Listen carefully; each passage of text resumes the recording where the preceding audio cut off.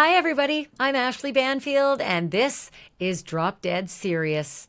Today was day 12 in the second-degree murder trial of Karen Read, and the prosecution called Massachusetts State Police Sergeant Yuri Bukhenik to the stand. And if that name rings a bell, it should, because this is the man who oversaw the investigation into John O'Keefe's death and supervised the now fired trooper named Michael Proctor. Yes, that Michael Proctor. And today, Yuri Bukhenik was grilled on everything, like the moment this case was called in, and the evidence, and the texts, and the chain of custody, and whether or not the investigation he led can still be trusted. It was a very long day in court, so let's get right to the key moments. First up, Special Prosecutor Hank Brennan called Sergeant Yuri Bukhenik up to the stand. Now remember, the morning of January 29th, 2022, when John O'Keefe's body was discovered, Trooper Michael Proctor was the one on call, and Sergeant Bukhenik was his supervisor. Both men responded to the call, and they headed straight to the Canton Police Department, where they met up with other local officers. There, they were shown early pieces of evidence: a broken cocktail glass, a brown paper bag with 6 solo cups, reportedly with blood that was found in the snow at 34 Fairview Road, and John O'Keefe's phone. But here's a key detail. The Canton police recused themselves from this investigation. Sergeant Bukhenik said that's because of a possible loose family connection to the case. And what was that connection? I'll get to that in a hot minute, because it's still a major point of contention, so be patient. Next, Sergeant Bukhenik told the jury that he and Trooper Proctor went to Karen Read's parents' home in Dighton, Massachusetts, and parked in the driveway was Karen's black Lexus SUV. And right away, Sergeant Bukhenik says he noticed that a large piece of red taillight cover was missing from Karen's car. And so after speaking with Karen Read, they seized both her SUV and her cell phone. Even though the Canton police were no longer involved in the active investigation, the SUV was brought to the Canton PD Sallyport. Not because they were leading the case, but because it was a heated and convenient location to store the vehicle indoors. Sergeant Bukhenik emphasized that he never physically touched the SUV and said he never saw Trooper Michael Proctor touch it either. Now, here's where I got to stop down for a quick video tutorial. If you watched the first trial, you probably saw one of the famous images displayed on the big monitor in the front of the court, of video inside the Sallyport at the Canton PD. And the video was trained, surveillance video, on Karen Read's SUV. And the angle that you're looking at gives you the broadside view of the passenger side of Karen's SUV. Not the driver's side. That would be the other side, right? But you're looking right at the passenger side of Karen's SUV. And there's a dude who's actually like crouched sort of behind that driver's side rear taillight. But who cares? Because the driver's side taillight isn't the taillight in question, right? It's the passenger side taillight, rear taillight that's in question. And there was nobody crouched there or mucking about there. That was in full view of this video. Nobody there. Here's the problem. And I still cannot believe this happened. And I don't know how it happened, but someone got some explaining to do. Somehow, the video that made it to court as an exhibit in evidence was flipped. It was flipped to the mirror image. So now when you see the real footage, oh, hi. The side of the car that you're actually looking at, the real side of the car, is the driver's side of the car. You're looking at the broad side of Karen's car, the driver's side, right? And the dude who's like crouched behind is actually crouched behind the passenger side taillight. Now that's a problem, right? Because the passenger side taillight in the back of the car, that's the taillight in question. And there's a big old guy who happens to be Trooper Proctor standing right there. If I'm the defense, you easily could have grabbed pieces of taillight at that very moment that you were standing right at it. And by the way, Canton PD, why did you give inverted video to the court, to the prosecutors? Were you trying to cover something up? That's what I would say if I were the defense attorney. And mark my word, that's probably what Alan Jackson is going to make hay about when the defense case begins. Okay? So let's keep going. Let's go back into court. Later, Sergeant Bukhenik showed the jury a sneaker. And you mentioned when you were at the hospital, there was a sneaker?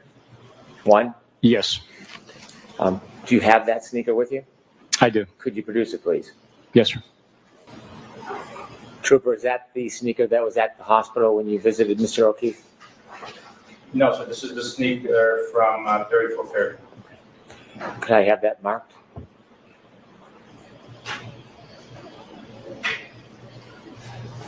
What is that, a left or a right sneaker, sir? This is the left sneaker.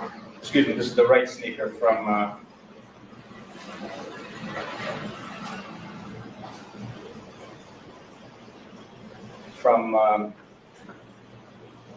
34 Fairview Road, Kansas. Yes, Your Honor. Sure. If you could put the speaker back in the bag and let Mr. Brennan bring the bag over, please. There is a big difference, right? And let's keep in mind, he made this massive mistake while testifying about their investigative process that they follow. So if I'm the defense, it's like, well, your investigative process sucks. You couldn't even get it straight here in court. And speaking of things that were collected at the hospital, prosecutors also presented the clothes that were taken off of John O'Keefe's body when he was there at the hospital. A stained T-shirt and sweatshirt, both of them bagged as evidence. Then the testimony turned to the search that police did in the front yard at 34 Fairview Road. But a search that happened long after John was found there, like days after. Sergeant Bukhenik said he returned to 34 Fairview Road with Michael Proctor and 2 other troopers, where they then recovered several more items that they had found. More items than they found the morning that John was discovered. Items like a black baseball cap and a black drinking straw and more red taillight fragments.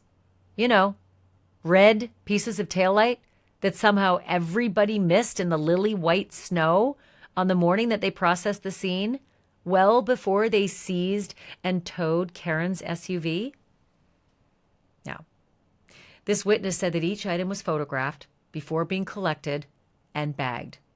But some of those pieces were recovered by the Canton Police Department, even though the Canton PD had already stepped away from the case due to the conflict of interest.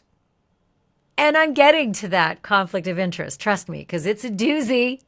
That little loose connection. Yeah, I'll get there. Hold on. But here's an even bigger problem. Those later discoveries, especially the taillight fragments, were actually not photographed where they were found.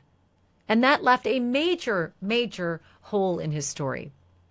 And then came one of the most explosive moments of the day. Those now infamous group text messages that ultimately got Trooper Michael Proctor fired. You know the messages, right? Slagging Karen's looks and her accent and all dirty talk about her body. I text my wife waiting to lock this whack job up. Of course, it's undetermined. She was a whack job. If you like women who shit themselves. Yep, so these came from me. From all accounts, he didn't do anything wrong. She's a whack job. C-U-N-T. Objection. So don't spell it. You have to. So these are your words, Trooper Proctor? Yes, Your Honor. Go ahead and say them. Cunt. Yes, she's a babe. Weird Fall River accent, though. Though, no ass.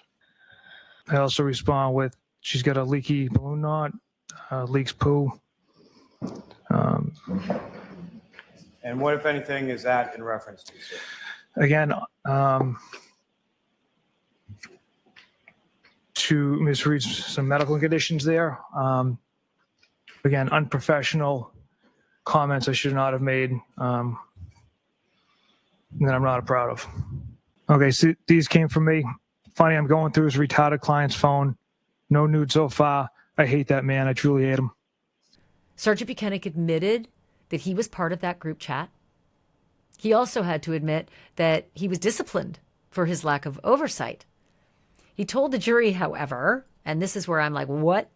But he told the jury that he hadn't read any of the messages in full when they were originally sent, and that he only saw pieces of the text message threads on his Apple Watch. I get that. I actually have one too. I'm wearing it now. And sometimes texts come in and I say, it's too long for me to read or respond to, but I'll look at it on my phone later. I don't just ignore them completely, right? He said it wasn't until later, like when the internal affairs got involved and launched an investigation into this whole incident, that Trooper Michael Proctor, was getting in some trouble. That's when he said he read the entire text chain, like the entire text conversation. And I'm, again, hold the phone.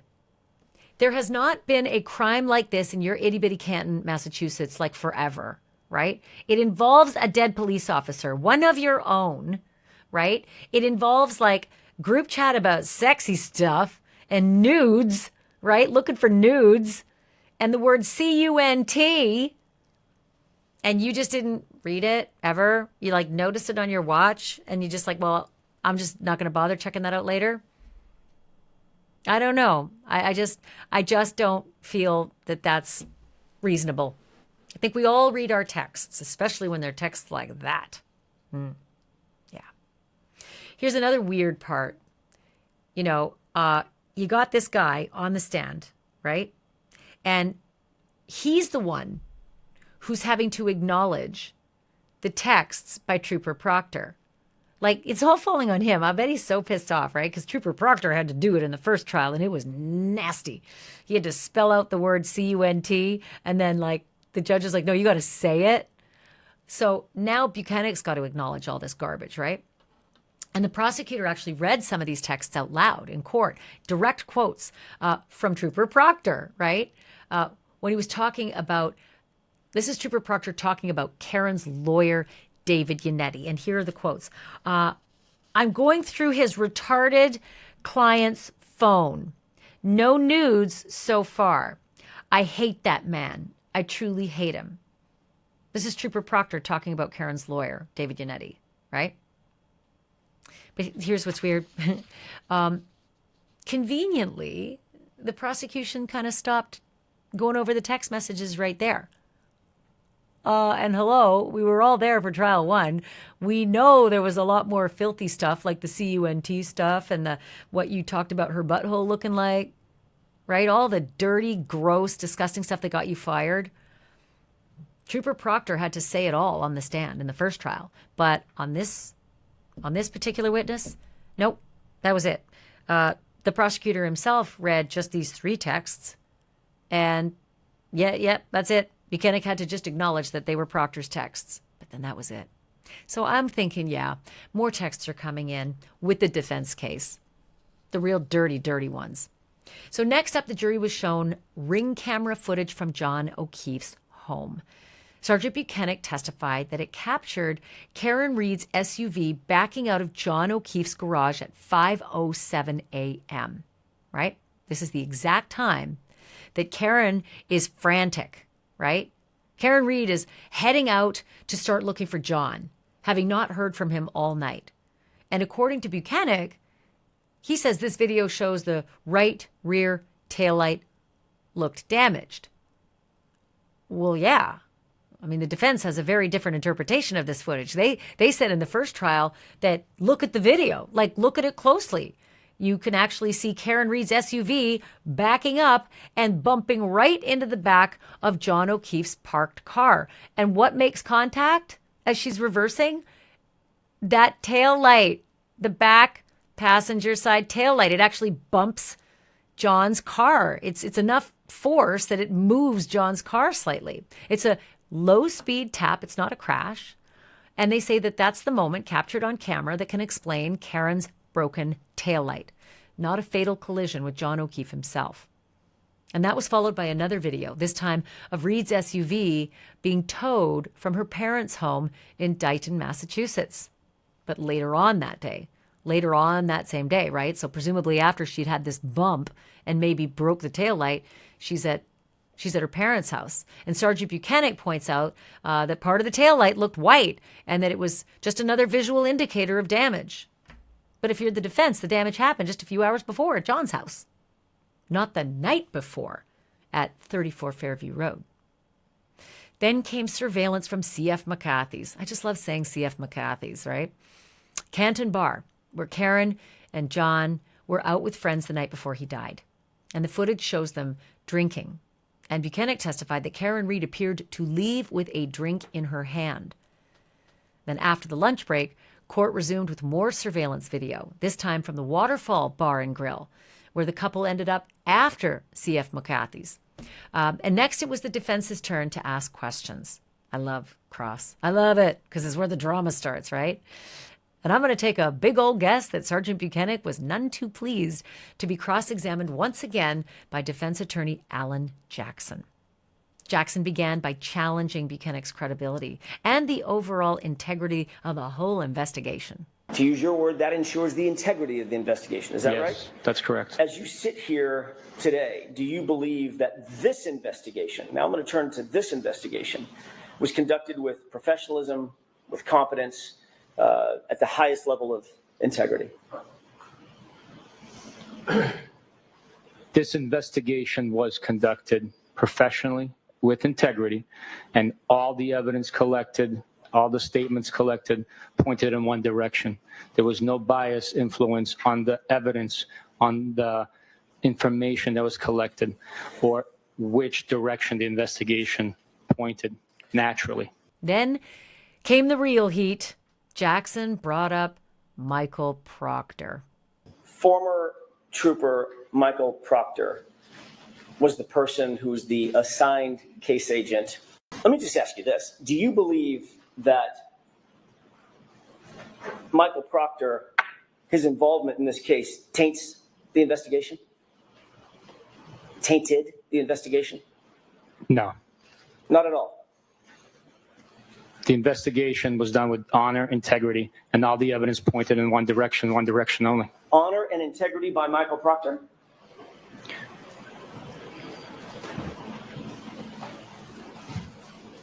Was that a question? I'm sorry. Sure is. Everything I say is a question. Honor and integrity by Michael Proctor, Sergeant? Okay. Sustain to the comment. Go ahead and ask it again, Mr. I'll ask it again. You said honor and integrity. Honor and integrity by Michael Proctor? Okay. I'll allow it. The investigation was conducted with honor and integrity, and all the evidence pointed in one direction and one direction only. So, Sergeant Bukhenik, you don't want to answer my question. But Jackson wasn't done. He pulled out a binder full of search warrants and affidavits and police reports and said they were either written by or heavily involved Michael Proctor. Sergeant Bukhenik pushed back, saying he didn't recognize every document. Some of these search warrants could not be authenticated. I don't know what these documents were. I didn't read them. So I can't tell you that he was the author. Like what you presented, I can't speak to. You just made my point. Even as a supervisor, you don't know everything that Michael Proctor was doing, do you? No, it's impossible to know everything somebody was doing. Got it. Especially the case officer on this case, as busy as he was, right? I'm sorry? Especially the case officer on this case, as busy as he was, Michael Proctor, right? Next, the cross-exam turned to the morning of January 29th, when John O'Keefe was found.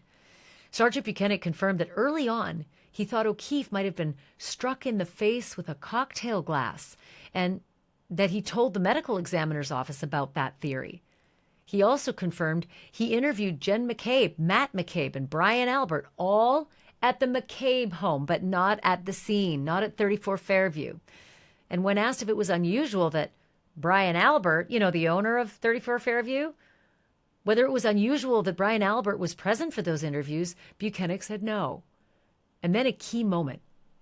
He admitted that he never even entered 34 Fairview Road that day. Never even went inside. Never interviewed anybody from 34 Fairview Road where a man lay dying in the snow out front on the lawn. Never spoke to anyone? They're all cops.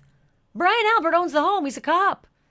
Other people at the party were cops. Like, you didn't even knock and say, do you know there's a guy dying in your front yard? Nope. And no one came out of that house either. Cops, first responders, never came out to see what was going on. What was that whole commotion out there on the front yard? Ambulance, sirens, all that stuff going on. Nope. Never came out. Slept through it all. You see where I'm going with this, right? Like, is this reasonable? So if you're the defense attorney, you're going to put on the old Ashleigh and you're going to say, is that crazy? Do you believe that? The defense then zeroed in on evidence handling, specifically John O'Keefe's clothes. Alan Jackson questioned, who had access? How were his clothes stored? And when was everything logged? He pointed to reports documenting searches that were done February 3rd, 4th, and 10th. Searches that were done then, but weren't even filed until November 4th, 2023. That's like almost 18 months later. And Bukhenik didn't dispute it, but he said that evidence bags were properly labeled with time and date and who recovered what. And finally, the day ended with one last challenge. Alan Jackson, Karen's lawyer, asked why the Canton Police Chief, Ken Berkowitz, helped to collect taillight evidence on February 4th, despite the fact that the Canton Police Department had recused themselves from the investigation. Sergeant Bukhenik admitted that he was aware of the recusal, but said that, quote, he didn't give it much thought. And remember when I told you at the top of this podcast that the Canton PD had a loose family connection, and that was the reason that they recused themselves? Well, that connection is Kevin Albert, brother of Brian Albert. Brian, who's the homeowner at 34 Fairview, right? The home where John O'Keefe was found dying in the snow. Yeah, Kevin Albert is also a Canton police officer. So, loose connection? Yeah, I would say that's tighter than a bull's ass at fly time. That's not a loose connection. And with that, Judge Cannoni adjourned for the day. And Sergeant Bukhenik, he'll be back on the stand tomorrow for a whole lot more unfriendly fire under cross-examination. Some things you should know. We're getting some rumors now from reporters in the court, scuttlebutt, that the prosecution does not plan to call Trooper Michael Proctor, I wouldn't either, Brian Albert, the homeowner, where John was found on his lawn, or Brian Higgins, another law enforcement officer who was at the party that night. And not just any law enforcement officer, an ATF guy. And not just any ATF guy, another guy who accidentally butt dialed again and had messages and all the rest, and then decided to destroy his phone and get rid of it at a military base. Look, I've gone through a lot of phones, but I've never destroyed them, nor taken them to a military base to toss them into a dumpster, right? I'm so sus about that. Maybe there's another reason. And oh, Brian Higgins just happened to be on video outside the Canton Police Department after 1 a.m. that night. So, yeah. If I'm the defense attorney, I'm calling Brian Higgins and asking him about that. And I'm calling Brian Albert. And I'm calling Trooper Michael Proctor. These are your words, Trooper Proctor? Yes, Your Honor. Go ahead and say them. Cunt. One note about some witnesses coming up. We got a big old note saying no video, no audio can be transmitted of the next couple of witnesses because they are John O'Keefe's niece and nephew. Remember, John's sister died, and then her two children were with their dad, John's brother-in-law. And then John's brother-in-law died. And so those children were orphaned, and John took them in. They're his niece and his nephew, but really his kids. And so they're expected to testify, and the judge in the case, understandably, has said no audio, no video can be transmitted of their testimony. If you're in the courtroom, you can see them, but the media and you, we cannot. And I understand that. If you're following the Karen Read trial as closely as we are, I really want to hear your take. Love it when you drop a comment on our YouTube channel. Love it when you leave a review on Apple, good or bad. Trust me, I appreciate it. And it really helps more than you know. And we will be right back here tomorrow, same time, same place, breaking down day 13. Until then, I'm Ashleigh Banfield. Thank you so much for listening. Thank you for watching. And remember, the truth isn't just serious. It's drop dead serious.